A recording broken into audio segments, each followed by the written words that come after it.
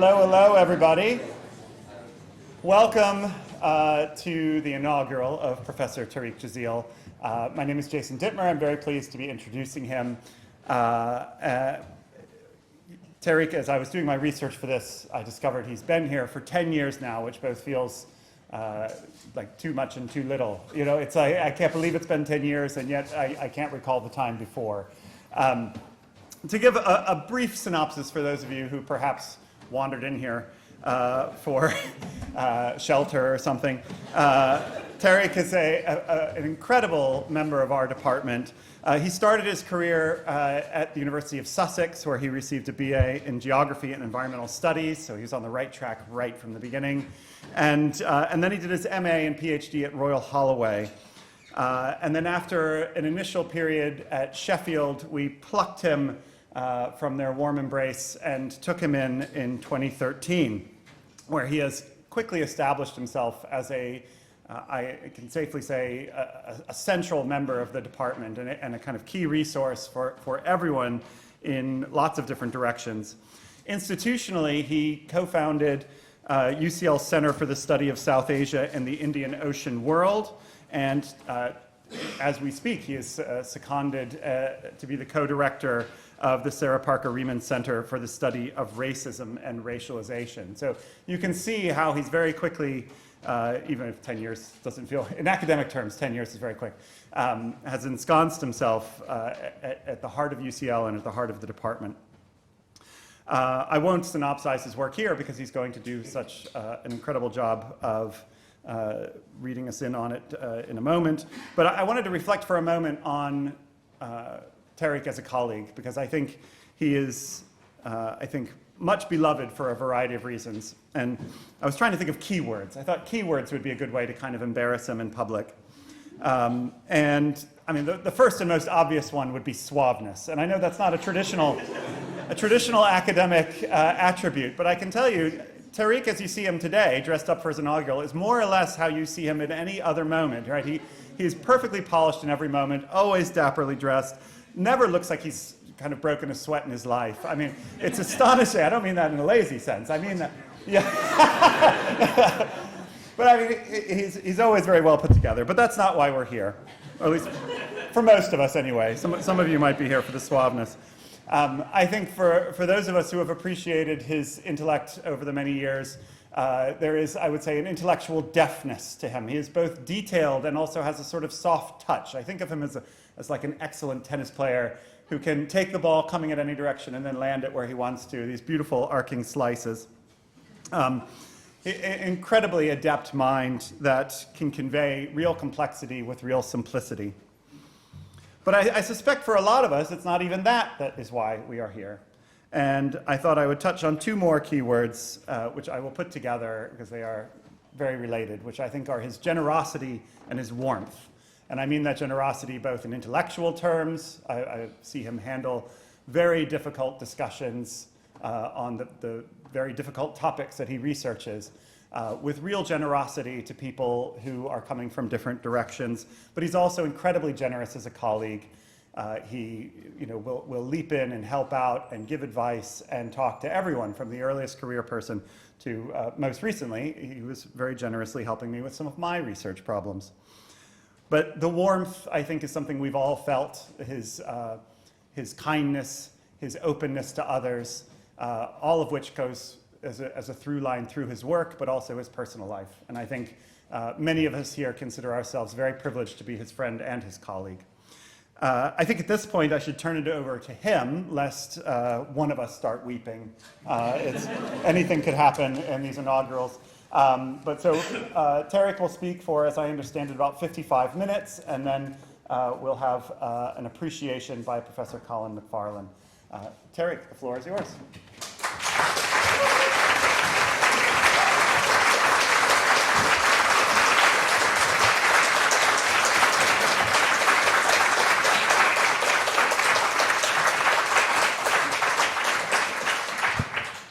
Thank you, Jason. I feel like I'm going to bring the tone down now, actually. But that was a really lovely, incredibly warm and very generous introduction. And just thank you.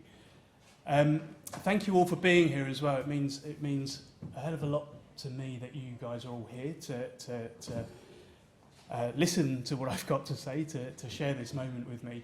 And also, I should also just remind you that there are free drinks afterwards as well. So. Okay, so I wanted to start with this image. Can you all hear me at the back there? Just, yeah, brilliant, thanks. I just wanted to start with this image. In truth, it's probably an image that I've spent too much time with, actually, in recent years. It'll be familiar to many of you, if only because it's the photograph we used, actually, to advertise this lecture. But it's also the image I used for the cover of my last book, and for a very special group of people in the audience tonight, this image will be familiar because, like me, they're related to the two women in the photograph. So it's a real thrill for me to have my family here with me today. Thanks all for coming. It's really important to me. It's a photograph of my aunt on the left of the screen, Auntie Paddy, and my grandmother on the right, who we used to call Party. It was taken in 1951, somewhere in northwest London, around Notting Hill, actually. And the look of pride on their faces, and the fact that they're wearing something approaching their best saris, is because they've just voted for the first time in a general election in the UK, having emigrated from Ceylon just a couple of years earlier in 1948. So this is my mum's mum and my mum's older sister as well. My mum was the youngest of 3 siblings, and she was barely 15 when the family emigrated to London. And for this upper middle class Ceylonese Tamil family, despite being proudly Sri Lankan, or Ceylonese as it was then, it's fair to say that London, the imperial metropolis, was very much their capital city. It was after all, the capital of an imperial geography to which they felt they belonged. Now, I wanted to open with this photograph, not just because it speaks quite obviously to that sense of how geography is intimately connected excuse me, with the imperative to think through the lasting legacies of British colonialism, but also because it speaks to this sense of post-colonial lives that I want to try to keep coming back to through the course of this lecture. Indeed, I first used this photo in some of my earliest work, actually my PhD thesis, part of which involved me tracing the itineraries and work of my grandmother, Laurel Carcinada, who in 1949 co-founded the Ceylonese Women's Association, which was a diasporic home association that provided a space for the wives of Ceylonese civil servants and other privileged male migrants in the post-imperial metropolis.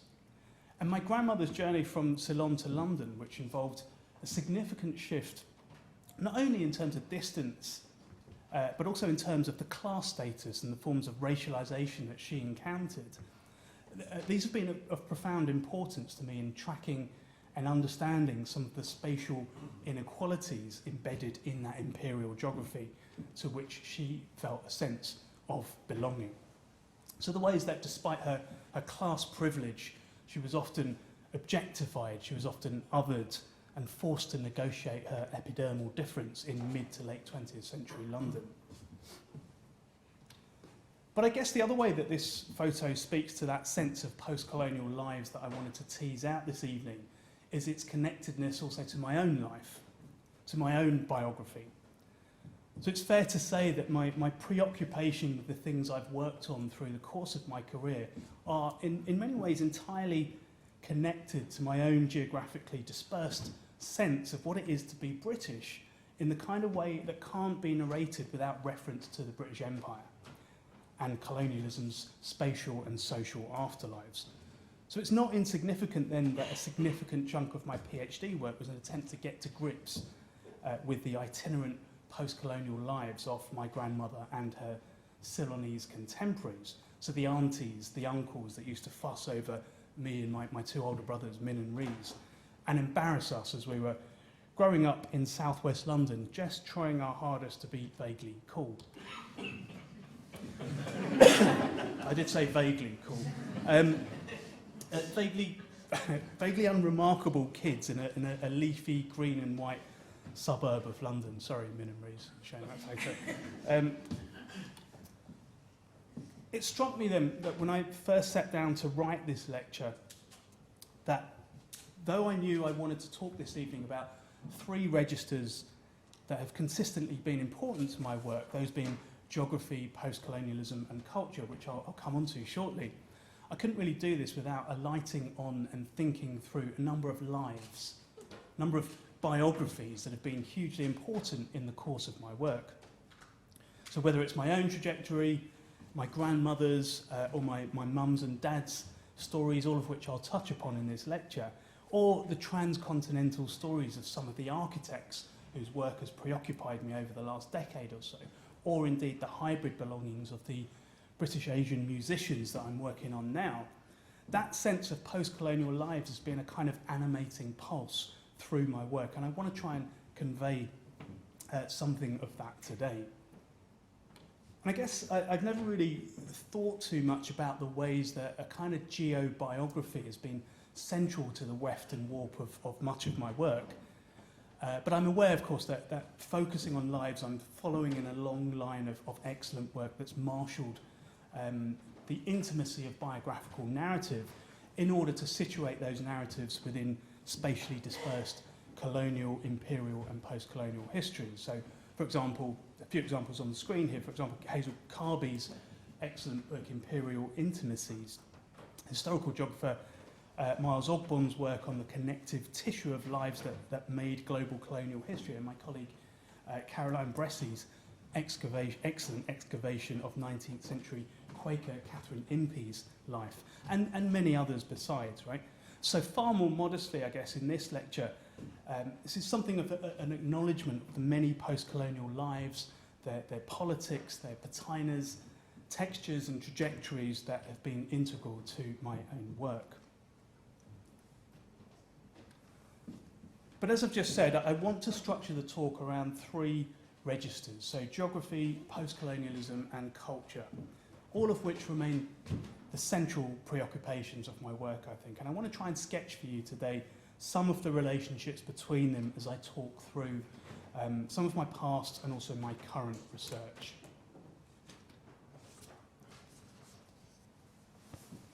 So, as Jason said, I've been a geographer since my undergraduate days at Sussex University, many moons ago now, actually. And as such, I think it's fair to say I have a sort of deeply ingrained sense of what it is to be a geographer in the context of the social sciences and the humanities today. Although, I think probably like many geographers, I also have a terrible sense of direction. So some of my nearest and dearest frequently tell me I often have trouble finding my way out of a wet paper bag, actually. But, anyway, I wanted to say just a few words on what I think being a geographer has meant to me intellectually and what critical and political tools I've found in our discipline. One that, after all, has a very problematic history, mired as it is in the tropes of discovery and manly feats of exploration that went hand in hand with colonialism. And for me, I think that the key intellectual geographical imperative that's always been important to me has been about thinking spatially, right? So in other words, the difference that thinking spatially makes to whatever it is that one is trying to grapple with.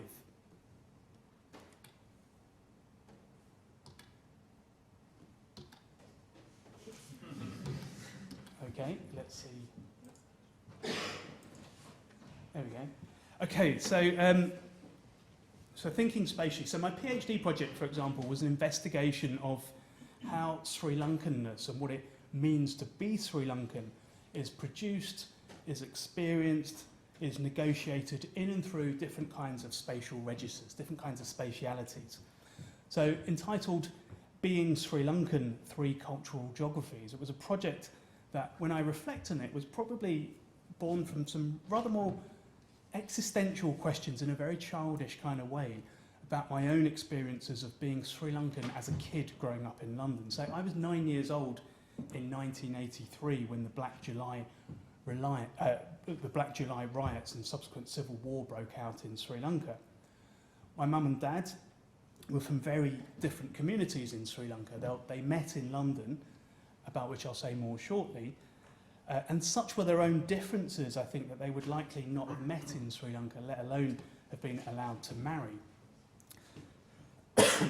But as a consequence, for a nearly 10-year-old in London who'd always thought of himself as Sri Lankan, there was a certain kind of, I guess, a naive perplexity with which I contemplated why Sri Lankans were fighting with one another. And that was a perplexity laced with a good amount of fear, because in July '83, my oldest brother, Rees, who's here tonight, and my Tamil grandmother, who you've already met this evening, together with an uncle, an aunt of mine, and a cousin, were in Sri Lanka visiting and working, trying on around the 23rd or 24th of July to make their way through angry Sinhalese mobs, drunk with dreams of ethnic purity and armed with guns, gasoline and knives to achieve those ends. So I think that something of a kind of childlike fear, that childlike fear and curiosity, was deeply seated in my PhD work nearly 20 years later, which aimed to explore 3 different spatial registers through which many different and contested notions of Sri Lankanness surfaced. The point of the project was simply to analyse the messy, the complex ways that different kinds of space articulate differentially with nationhood and notions of identity and difference. And of course, there are some well-worn historical particularities to those socio-spatial articulations. And the 3 geographies that I explored were,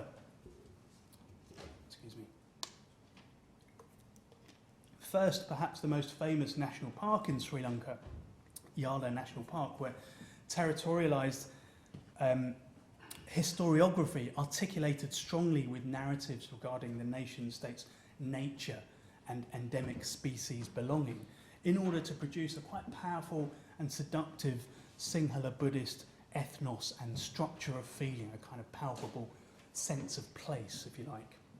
Second, the Sri Lankan Women's Association that I've just mentioned, founded by my grandmother, a diasporic spatiality formed at a particular historical conjuncture when multi-ethnic Sri Lankanness seemed politically intuitive for this upper middle class set of privileged migrants. And third, literary and imaginative space, more specifically the novels of a handful of writers born in Sri Lanka but writing from elsewhere. So Michael Ondaatje, Ramesh Gunasekara, Shyam Selvadurai, 3 writers whose literature worked through questions of ethnicity, questions of belonging, and the fractal politics of identity and difference in Sri Lanka. And as I've said, through all this work, I think my main preoccupation was geography. It was the difference that space makes to these experiences, these negotiations of Sri Lankanness. And indeed, those particular questions in the context of Sri Lanka have remained with me in my subsequent work, which I'll come back to shortly. But as freeing and productive as thinking geographically has been for me, I think most geographers today are well aware that we inhabit a discipline with a very troubling past. A past, of course, that's complicit with the history of imperialism. Through the 19th and early 20th centuries in particular, the science of geography was mobilised in the service of empire building. So travel and exploration, the 19th century geographers' stock in trade, was one pursuit amongst an emergent tapestry of scientific pontification about the world that aimed to develop an authoritative understanding of what was considered to be the planet's natural and racial taxonomic order. And as such, geographical knowledge production effectively helped to legitimise the extractions, the excesses, the violence of colonialism. So 19th and early 20th century geography then was characterised by what Joseph Conrad referred to as the manly and heroic mystique of a militant kind of geography, which, as the historical geographer Felix Driver writes, was characterised by a worldly quest for empirical knowledge about the geography of the earth, marked by voyages of exploration by sea and land, where, in the wake of Captain Cook's late 18th century South Pacific voyages, geographers were intent on conquering a bit of truth here and there.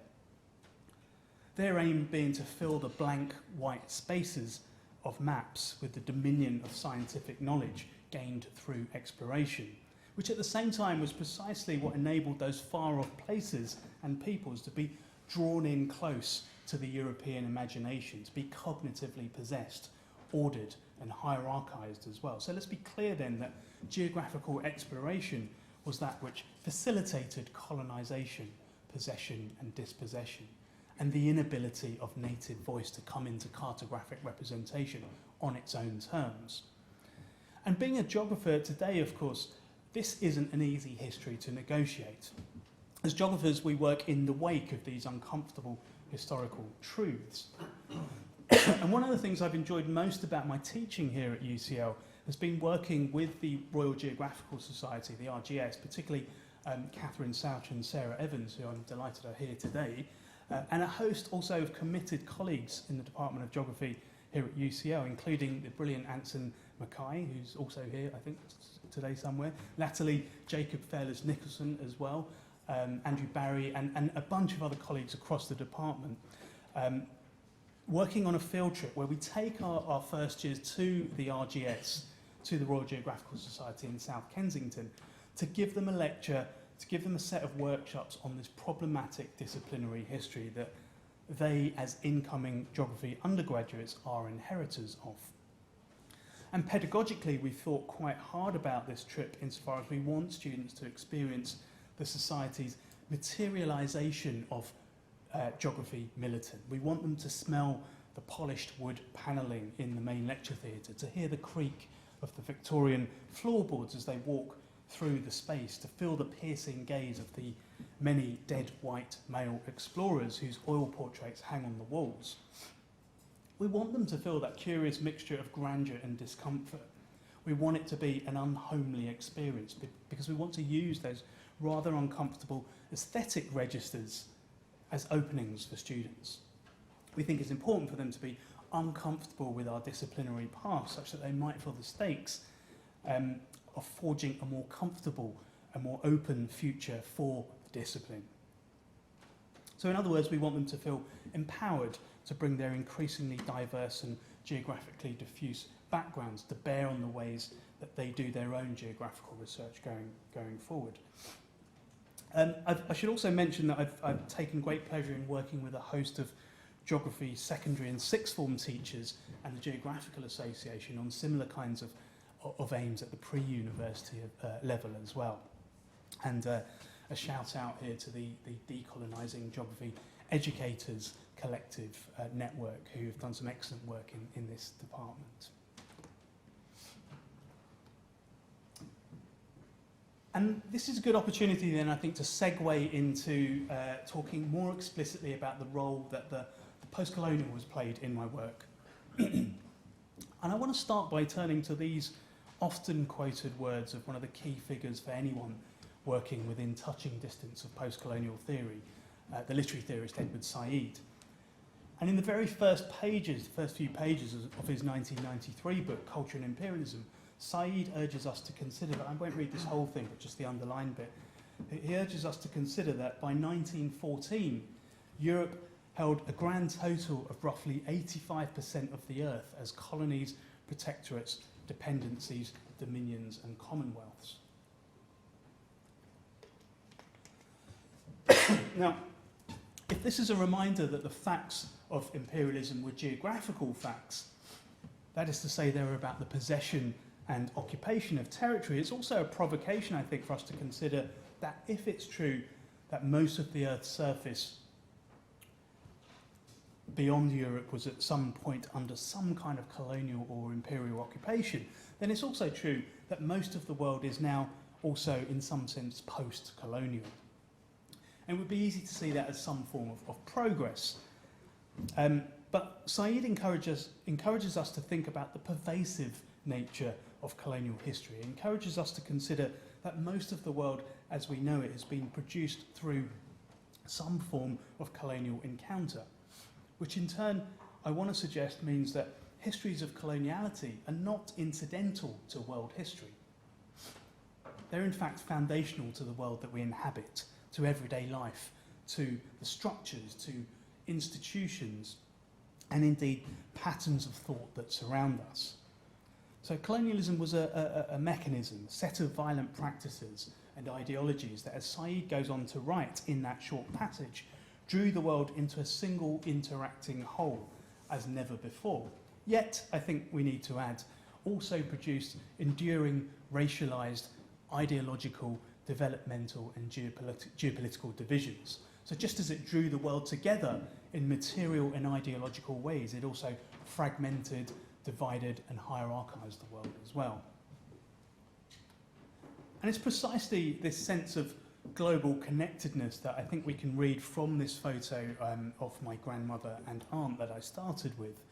Their colonial desire to belong in a space for them, that for them is imaginatively signified by the extraterritorial joined-up geography of the British Empire. Perhaps most iconically signified in Walter Crane's Imperial Federation map, also on the screen here. First published in 1886, yet I think when we dig a little deeper into my grandmother's and aunt's lives, we can see some of the struggles that even this upper middle class, quite anglicised family, the ideal colonial subject, so to speak, some of the struggles that they faced to be taken simply as human, actually, in space that was and still is marked by colonial hierarchy. So some 17 years prior to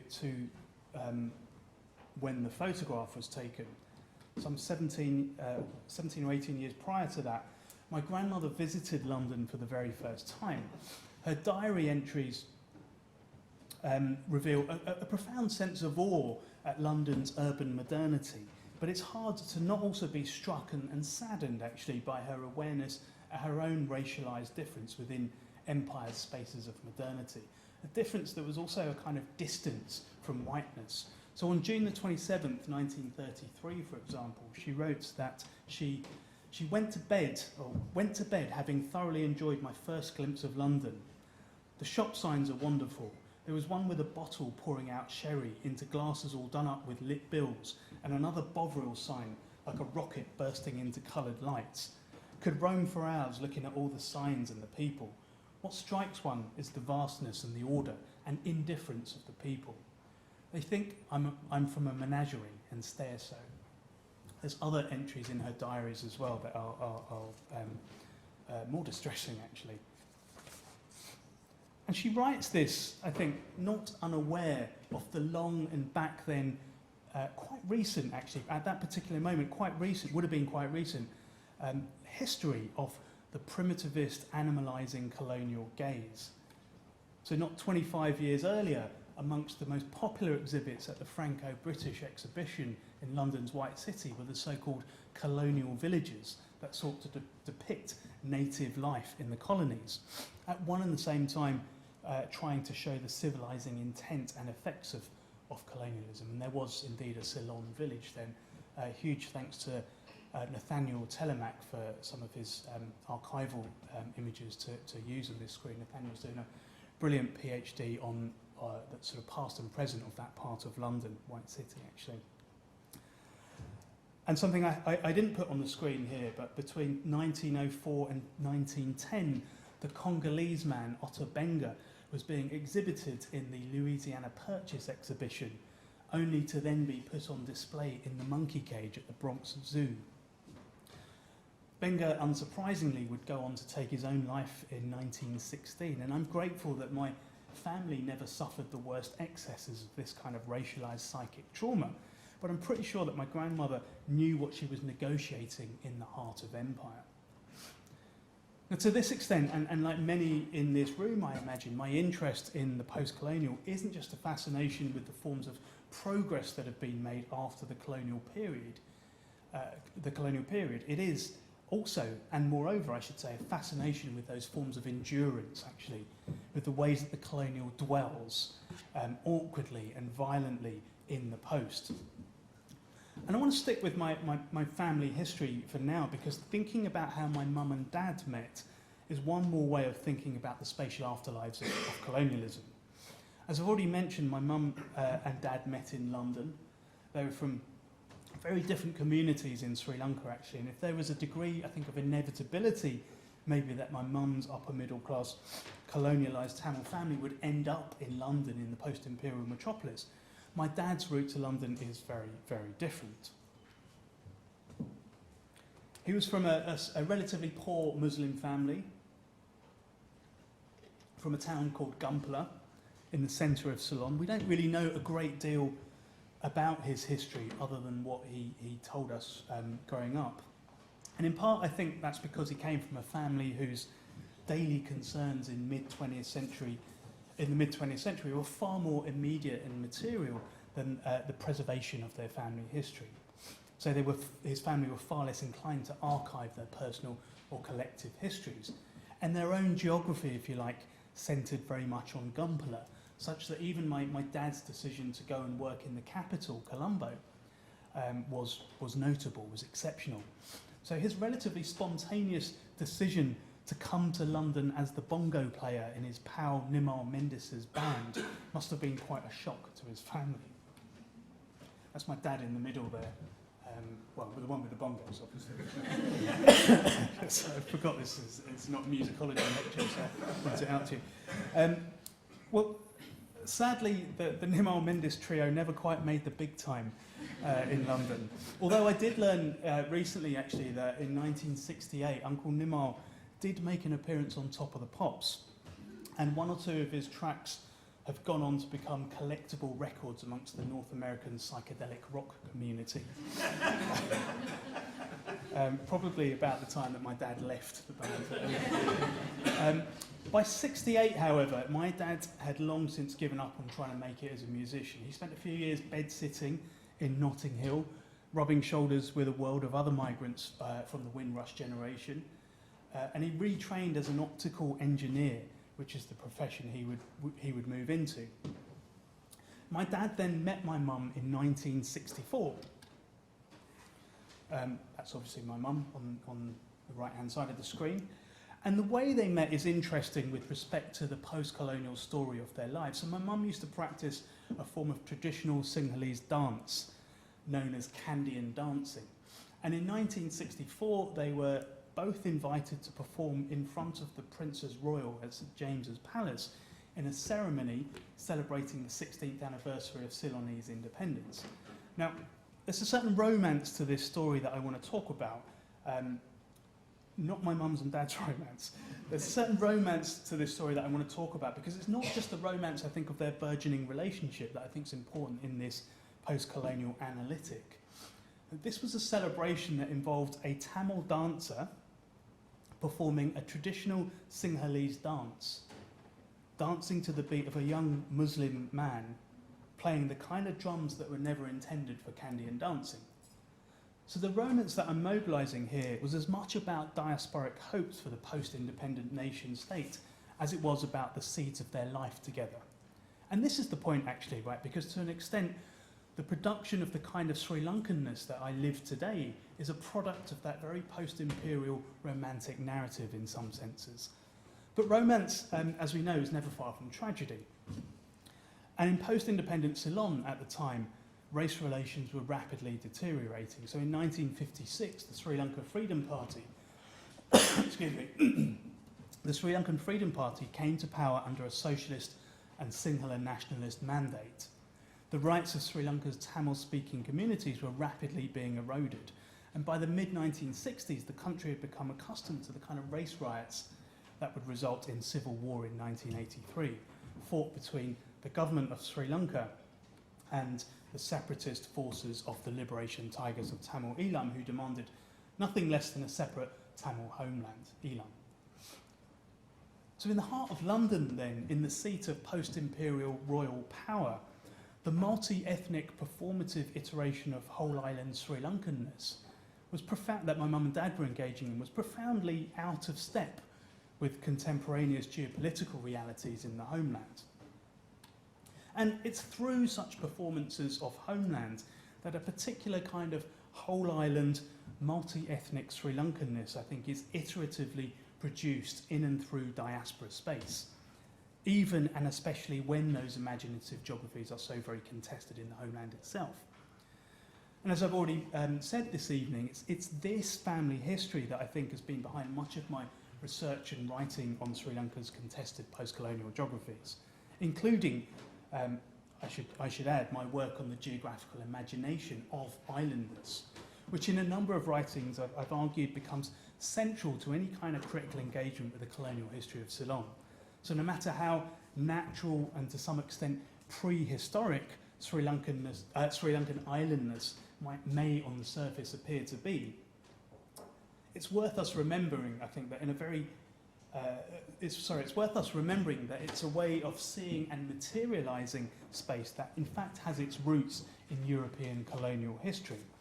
So just over 200 years ago, the physical island played host to a medley of different coexisting colonies and kingdoms dispersed across its breadth. And it was only in 1815 that British troops conquered the interior-lying Kandyan kingdom, thereby bringing the whole island under a single English-speaking administration and creating for the first time a kind of unified island polity. But the British establishment of island-wide rule was as much about realising a kind of imperial island imagination whose roots actually lay in medieval European island fantasies.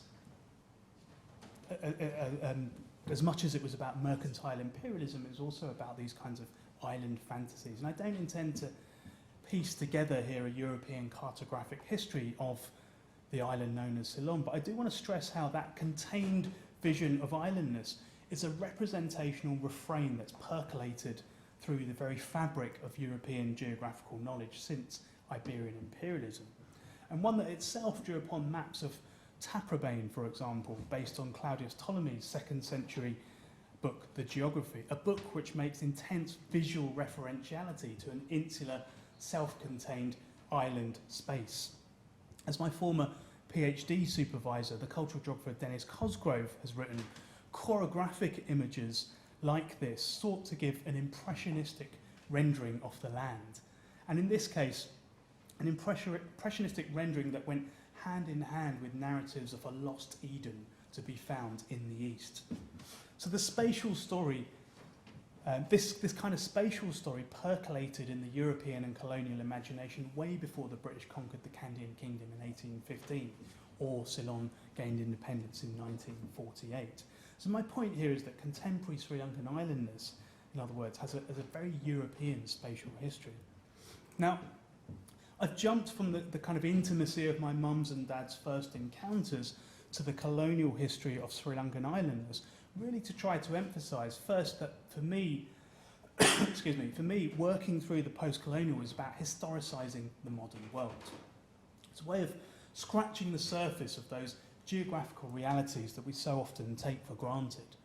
But second, that leap from the intimate to the geopolitical is another way really of trying to illustrate the importance of post-colonial lives to my work, what Hazel Carby has referred to as imperial intimacies. What then of culture?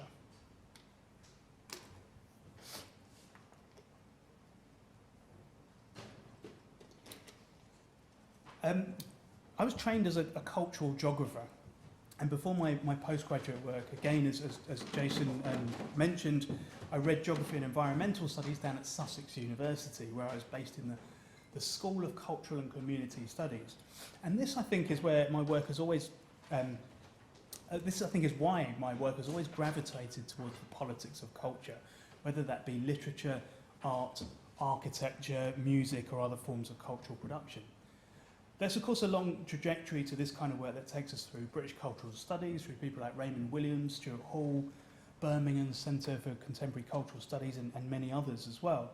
And from a slightly different lineage, I guess, like Edward Said's insistence in Orientalism that there's no distinction between political and pure knowledge, I've long been preoccupied by the ways that politics is distributed and negotiated through everyday forms of culture that surround us. Unlike Said, though, I didn't grow up reading Balzac or listening to Beethoven. My cultural references were a little more earthy, less refined.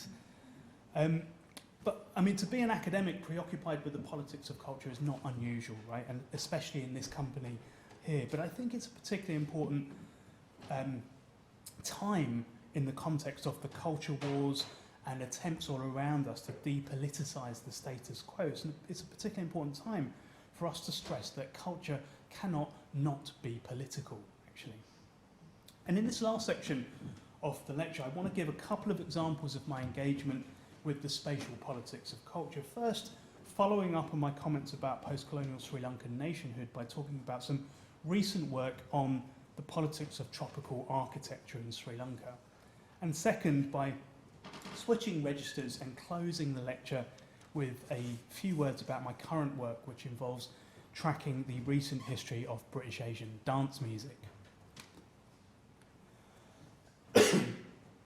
To architecture first. Now, my work on architecture came together really, I think, as one way of trying to understand how and why it came to seem so commonplace to so many that Sri Lanka was historically and naturally an island state, and one that is ethnically Sinhalese and religiously Buddhist all the way back, when in fact it's a country home to a sizable Tamil and Muslim minority groups. And one kind of answer to this question can be found in recent histories, I think, of Sri Lankan modernism, by which I mean the kinds of mid-20th century artistic and aesthetic forms that expressed and signified a vision for the new, avowedly post-colonial independent nation state to come. Tropical modern architecture, tropical architecture, was amongst the most visible and prominent of these, most public of these expressions at the time. And two architects in particular have drawn my attention, both of whose work and lives are fascinating, in fact. So Geoffrey Barwer on the left of the screen and Minette de Silva. Now, anyone vaguely familiar with Sri Lanka may well have heard of Geoffrey Barwer, the country's most famous architect, who qualified in the mid-1950s and practiced up until his death in 2003. A sizable architectural heritage industry has built up all around him in Sri Lanka, which celebrates his rather fabulous portfolio of builds, which included a number of state commissions, including the country's new parliament building in 1979. That's the building in the top right there. Far fewer people, though, are familiar with Minette de Silva, I think, who qualified some 9 years prior to Barwer and was the pioneer of the tropical style that the likes of Barwer and others would make synonymous with Sri Lankan architecture. Sadly, though, until recently, there's been little to no heritagisation of her work, and far more of her groundbreaking buildings have become victim to the developers' wrecking ball in Sri Lanka. Now, both of these architects, both Geoffrey Barwer and Minette de Silva, produced work that attempted in different ways to adapt international modernism to Sri Lanka's climatic context and tropical environments. In so doing, both were interested in producing buildings that kind of burst through the existing templates of colonial domestic architecture at the time. And at the time, colonial domestic architecture was characterised predominantly by the bungalow and the forms of enclosure, protection and privacy that the bungalow's four walls provided colonial administrators and planters from what they thought was the threat of unruly and tropical regressive nature.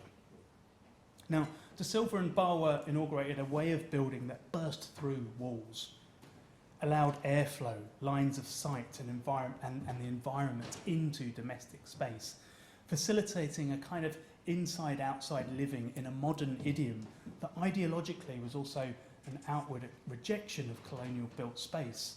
So this was an expression of what they fabricated as the post-colonial nation to come. They were literally helping to build a national future, and they understood this to be part of their task. So let me be clear that, I guess, as a geographer working on architecture, my interest isn't so much on the formal qualities of Barwer or de Silva's architecture, but instead on what their architecture precipitated, how we might place it in the world that it was both part of, but also helping to make. So both architects had slightly different formal styles, yet both qualified as architects just down the road from here, actually, at London's Architectural Association. I don't know why I'm pointing over there, somewhere out there, very close, London's Architectural Association. So in other words, their anti and avowedly post-colonial architecture in Ceylon took shape within the networked international assemblages that coloniality had drawn together. I want to just focus for a few more minutes on Minette de Silva, a fascinating figure, as a way of illustrating how her work both facilitated and naturalised some of these historiographical and experiential refrains about Sri Lanka's Sinhala Buddhist nature. So she was born into a middle-class Sinhala Buddhist family. She's a fascinating figure, as I've said, not least because of the way she put herself out there in a post-war international community of modern architecture. Her writings from her London period show, that was between 1945 and 49 or so, they show that she was aware that she was perceived as an exotic other, different in the professional spaces of the AA, but she embraced this position as well. So she was heavily involved with the International Congress of Modern Architecture, SIAM. She enjoyed a close relationship with the most famous, probably of international modernists, Le Corbusier. And her writings also suggest, I think, a confidence in her ability to renegotiate international modernism in the light of her own difference. And it was this architectural double consciousness, if you like, that proved central to the translations of international modernism that she felt a responsibility to forge back in Ceylon. So De Silva was grappling for a philosophy of building that could bring Ceylonese architecture and thus Ceylon into modernity on its own terms, without relying on colonial modernity, so to speak. So formally and technically, De Silva sought to do this. She sought this movement away from colonial architecture by building space that, as I've said, recuperated a relationship with Ceylon's tropical environment. Her architecture drew on design elements from Ceylon's varied past to try to accentuate this.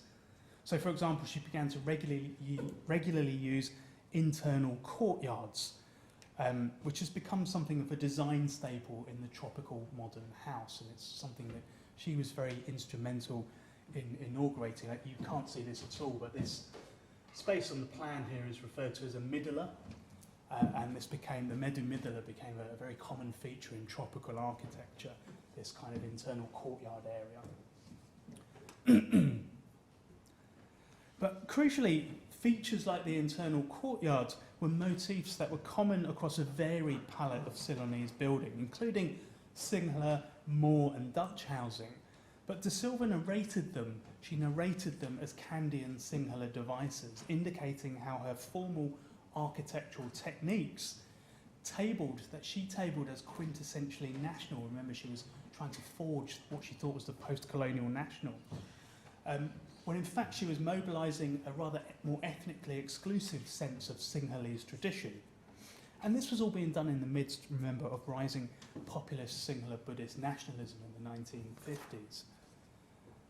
Minette De Silva was also keen to use local vernacular building materials that could bear the environmental stress of weathering, thus enabling the outside to imprint itself on inside space.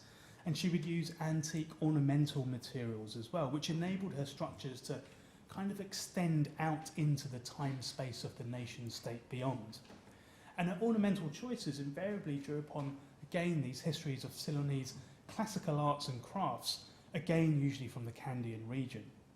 They created these stretched affiliations with an imagined pre-colonial history and geography in the post-independent nation-state.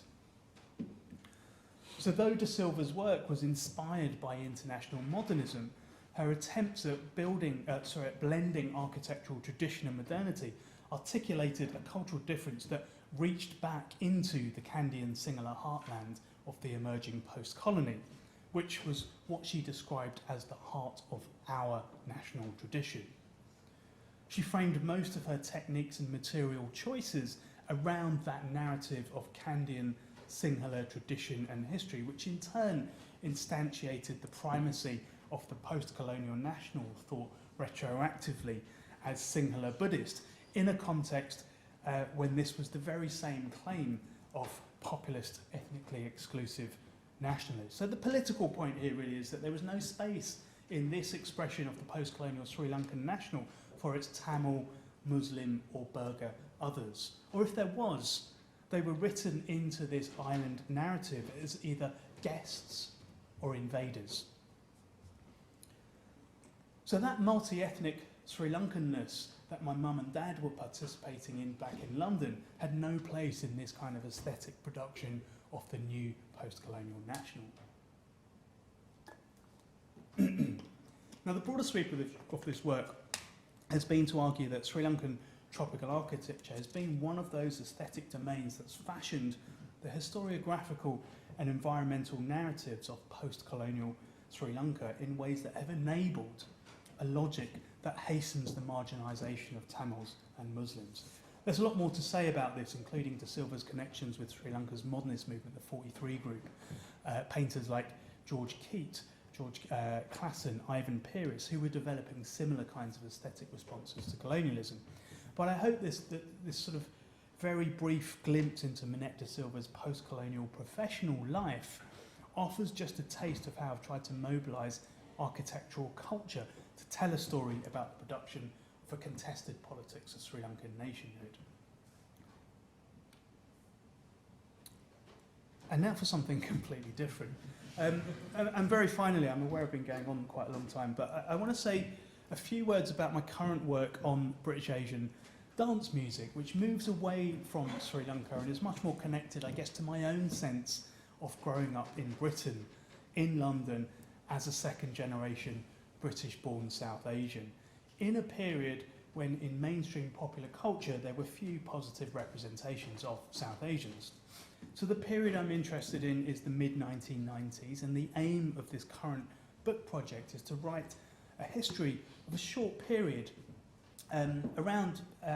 between around 1997 and 2006, actually, when a new kind of predominantly London-based British Asian dance music and scene emerged and announced itself as the so-called Asian Underground, or New Asian Cool, spelt with a K because it was that cool.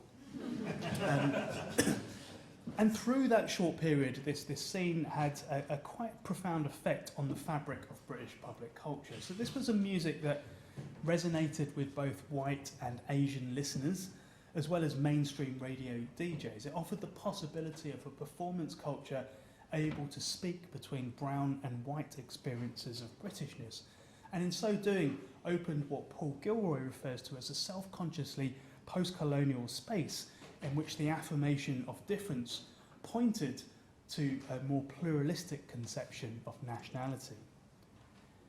It's worth stressing that the emergence of this music scene is connected with a few key breakthrough musicians and bands in that period, many of whom are on this screen. So, for example, Talvin Singh, Nitin Sawhney, Sushila Raman, Osmani Sounds, the group the Asian Dub Foundation, Sam Zaman of the State of Bengal, the brothers Farouk and Harun Shamsa of the band Joy, and many others, all of whom, like me, like my brothers as well, and probably like quite a few in this audience actually, were born in the UK, but to parents who'd emigrated from South Asia, sometimes via East Africa. So like us, these musicians grew up with a kind of spatially diffuse sense of what it meant to be British, a sort of double consciousness, if you like, a Britishness that referenced both here and there.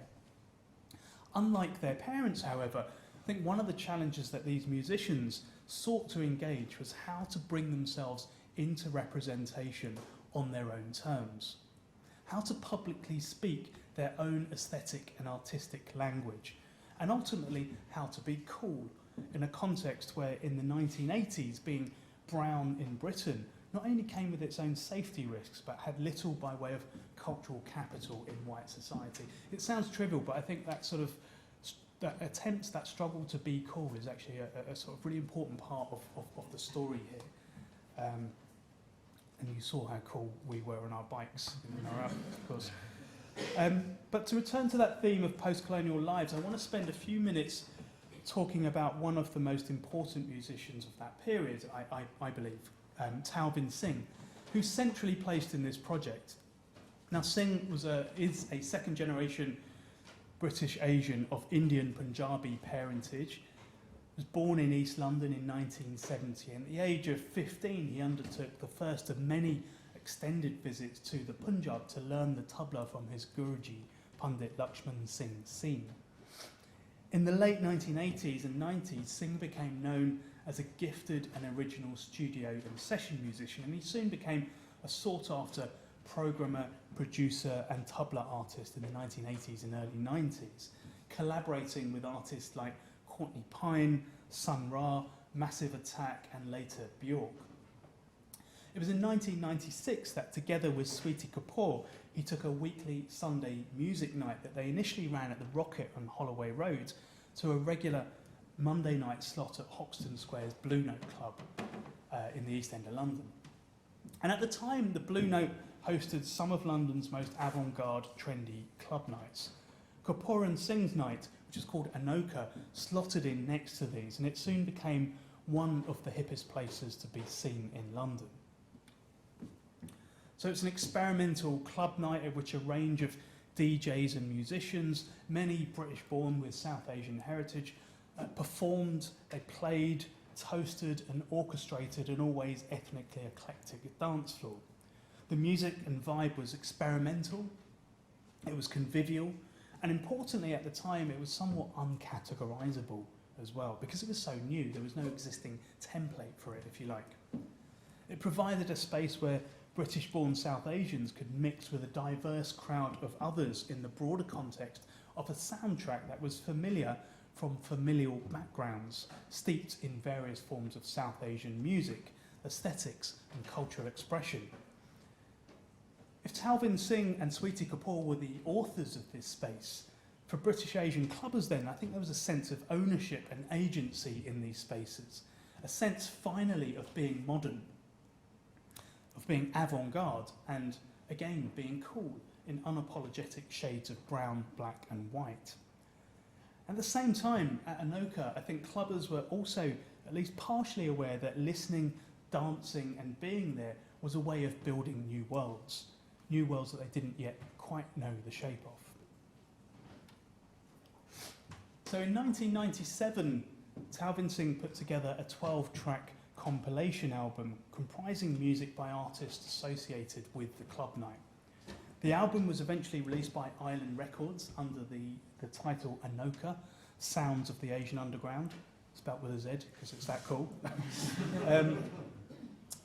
And at once, this was an album that brought into being a music genre, the Asian Underground, that was both commercially enabling for British Asian popular musicians at the time, but also constraining insofar as the music styles that it was mobilised to describe were far too diverse to be considered anything like a genre.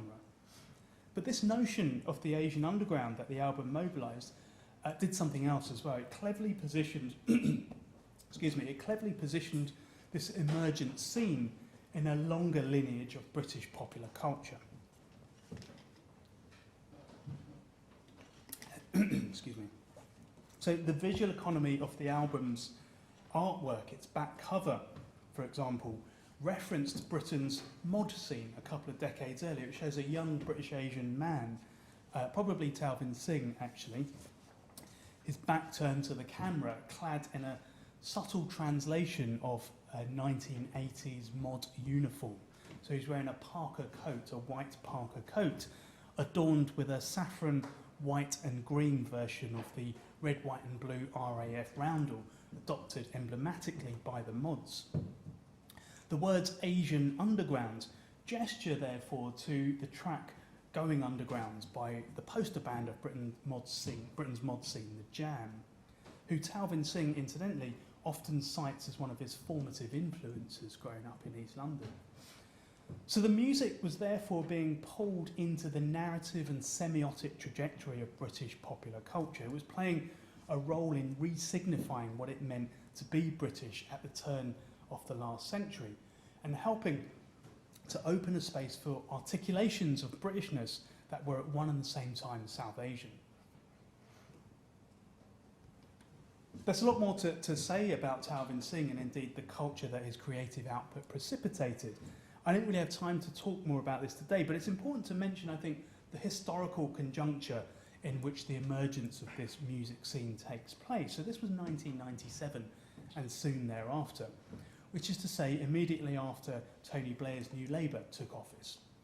This was the beginning of a short but impactful period in which Blair, his first cabinet, and of course Blair's own Spinderella, Alistair Campbell, set about the task of concertedly rebranding Britain.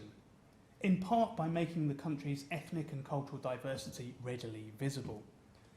The Asian underground, in other words, was germinating in just the right conditions, and it was part of a wider ecology of emergent British Asian culture. So, for example, Hanif Qureshi's My Beautiful Laundrette, published in 1996, Monica Ali's Brick Lane in 2003, the comedy series Goodness Gracious Me, if anybody remembers that, aired from 1996 through 2001. Movies like East is East in 1999 and Gurinder Chudda's Bend It Like Beckham in 2002. And in the midst of this, we've got a 29-year-old Talvin Singh, who's a hugely important figure for the Labour Party. So he wins the Mercury Music Prize in 1999 for his album OK. And a few weeks later, he's scheduled to play at the Labour Party's 100th anniversary conference, a commitment that ultimately he can't keep because he worries about getting through immigration in time, flying back from a DJ set in New York the night before.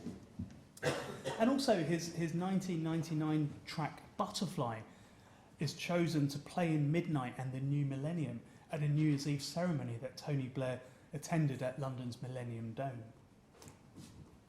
So he becomes an incredibly important figure in this particular historical conjuncture.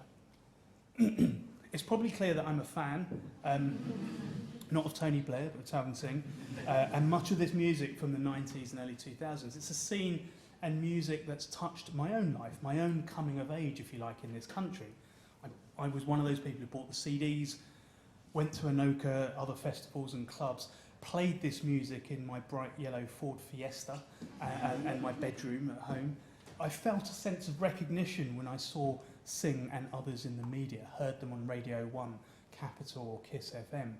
And it's now one of my great joys talking with my students and my nieces as well about what this scene has precipitated in terms of Britain's current Desi music scene. However, I don't want to necessarily celebrate the late 1990s British Asian cultural scene without sounding a note of caution. So though it's true to say that this emergent field of cultural production pointed to more pluralistic conceptions of nationality, I'm not sure that it managed to transcend nationalism and the power dynamics of institutional racism and bordering, the likes of which we still see so heavily entrenched today. So Blair's New Labour began introducing increasingly draconian asylum policies in the wake of 9/11, in part to avoid being outflanked by emergent far-right groups whose neo-fascist rhetoric was gaining traction with the electorate and hence the Conservatives. But what Blair's immigration policy did, of course, this is following the Secure Borders, Safe Havens White Paper and the Nationality, Immigration and Asylum Act, both of 2002. What this kind of immigration policy did, of course, was effectively naturalise a public discourse, a rhetoric about so-called immigration problem, which we're very much living in the wake of today, I think. The discourse, I mean. And it's in this context that I think we need to also see the enfranchisement of Britain's second-generation South Asian population. For some British-born South Asians, this was the historical conjuncture in which they were able to firmly position themselves inside the national polity, whilst beginning to firmly close the door behind them. So, for example, in a Guardian G2 piece entitled The Race Manifesto, which was published in 2005, a certain Priti Patel, who was then a corporate relations manager, she draws on her own claims to nativism to draw a distinction between those born in the UK and those trying to gain entry. And she says, I'm just going to read the quote here, that's this little bubble circled. She says, far too many people misguidedly assume that if you're a non-white person, you're likely to be an immigrant or an asylum seeker. Stronger immigration controls will address some misperceptions about ethnic groups as well as put an end to the large number of people who are coming to this country under false pretences. There's only one party that represents my values and beliefs, and that is the Conservative Party. It's both fascinating and scarily prophetic to see her naked ambition in print back in 2005. It's important I stay on point here, but the significance of this is really to say that whereas my project is concerned to examine the political potential of this cultural moment and emergent music scene, I don't want to construe it as a utopian political, some kind of utopian political moment. It was another historical conjuncture in the troubled post-colonial trajectory of a post-imperial heartland, and one that we're very much living in the wake of, I think, and one that needs unpacking and thinking about carefully. And this is a good point to conclude on, because I think it really leads on to the final thing that I want to say about that notion of post-colonial lives. I've alighted on quite a few lives this evening, my own, my parents, my grandmother's, Minette de Silva's, Talvin Singh's, as a way of stressing that the intimate lives of colonial and post-colonial subjects has, in my work, been something of a telescope, if you like, onto the social and spatial effects of much larger geopolitical, ideological and historical forces. But in doing so, I've also implied that the optic of post-colonial lives might be something that only applies to those whose lives or ancestry has somehow been fractured by the colonial project, to the formerly colonised and their ancestors. Now, not forgetting that the power relations still at work in our collective present, I want in closing to stress that if we consider the pervasive nature of our collective colonial history, remember Said's imperative to consider that by 1914 Europe occupied a grand total of roughly 85% of the Earth's surface. If we consider these geographical facts, in the light of these geographical facts, all of our lives are in fact post-colonial. That is to say, we all live in the wake of colonial history. A history that's shaped the modern world and its quietly racialised institutions. To pose a somewhat rhetorical question then, what today is not a post-colonial life? So turning to face the debris of our pervasive and shared colonial past, the edifices, material and ideological, that the colonial period has built and that remain with us, is very much what I think my work has tried to do as a way of understanding the present and the differential positions that we occupy in it.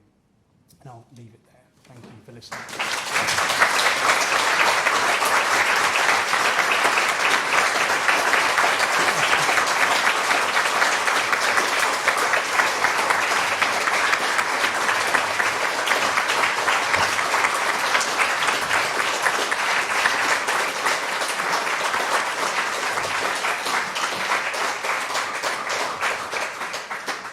Very pleased to introduce for the appreciation Professor Colin McFarlane, Cool with 3 L's.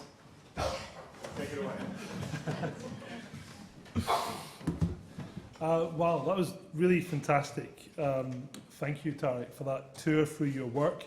I'm not going to speak for very long because I'm between the audience and there's drinks downstairs, and also between you and Tariq, so I won't speak for long. I'll just give a few reflections that I thought about in preparation for tonight. First of all, just to say it's a huge, genuine pleasure and honour to be able to speak at this event. I've known Tariq for pretty much all of his career. We first met in 2004 at the Open University with other people in this room in Milton Keynes, where we were both postdocs. And I remember meeting Tariq on the day that I was interviewed for my postdoc position at the OU, and liking him immediately. To me, he seemed very cool, suave, as Jason put it, which I loved about him, and very thoughtful as well, very, very easy to talk to, very likeable immediately. Put me at ease as a very nervous newbie in the Open University. And we ended up sharing an office together, along with 2 other postdocs, Beth Greenhow and Mustafa Dukesh, where we learnt a lot from one another, the 4 of us in one office, but also had a lot of fun. So it's almost 20 years later since then, and I've looked on as Tariq has become one of the most significant voices in post-colonial and cultural geography, having produced 5 fantastic books and a great many influential papers on topics as diverse but interconnected as Buddhism, architecture, the nation, modernity, music, nature, identity, and the city. We've followed each other's careers, we've written together, we've had countless conversations in which he's always been a source of sound advice, great humour, and become close friends. So it's really special to have the opportunity to speak here. at this inaugural. So we're here to celebrate the remarkable richness of Tariq's work, and there's a lot I can say about the fantastic archive of work that he's produced over a quarter of a century.